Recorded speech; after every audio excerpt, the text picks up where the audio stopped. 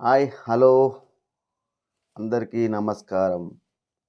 RK news తరపున మద్దులపల్లి గ్రామంలో గెలిచినటువంటి పాలక వర్గానికి ఆర్కే న్యూస్ తరపున ప్రత్యేక ధన్యవాదాలు.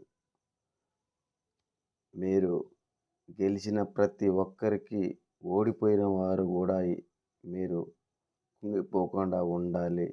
మన గ్రామానికి ఎంతో కొంత మేలు జరిగేలాగా ఏ పార్టీ అయినా కూడా ఇచ్చిన హామీలను నెరవేర్చి ప్రజలకు ఆమోదయోగ్యమైన పనులు చేసి ప్రజల్లో మంచి పేరు తెచ్చుకోవాలని పార్టీలకి అతీతంగా నేను చెప్తా ఉన్నాను.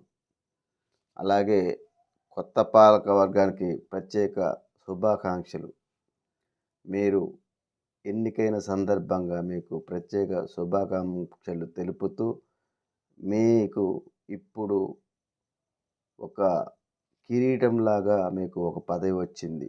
మీరు ఆ పదవిని ముళ్ళ కిరీటంలాగా ఉంటుంది. అది చాలా జాగ్రత్తగా ప్రజలకి అందుబాటులో ఉండి ప్రజలకు కావలసిన వసతులు కల్పించాలని కోరుతూ ఆర్కే న్యూస్ తెలియజేస్తూ ఉంది.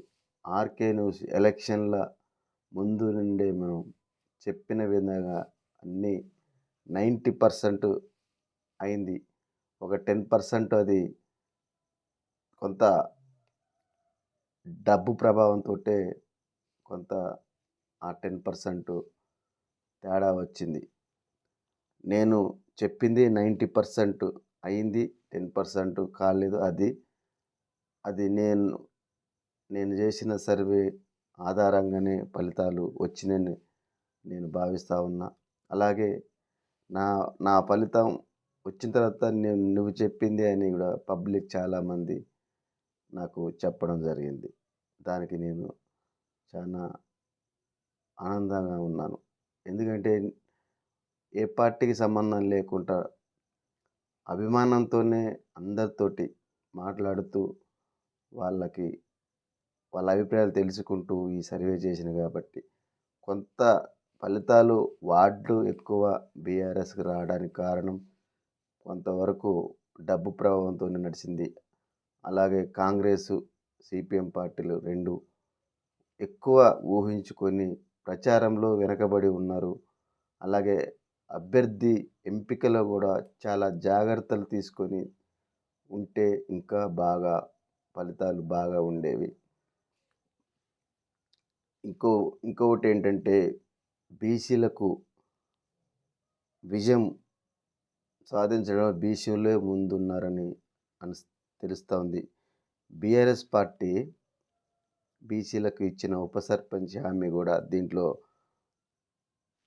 దీనికి కీలకంగా ఉన్నట్టు నాకు తెలుసు. వాళ్ళు ఈ హామీ ఇవ్వడం కూడా వాళ్ళకి బీఆర్ఎస్కి ప్లస్ అయింది.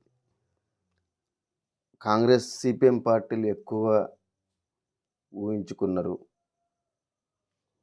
అట్లనే దీంట్లోనే ఈ ఫలితాలు తారుమారైనాయి.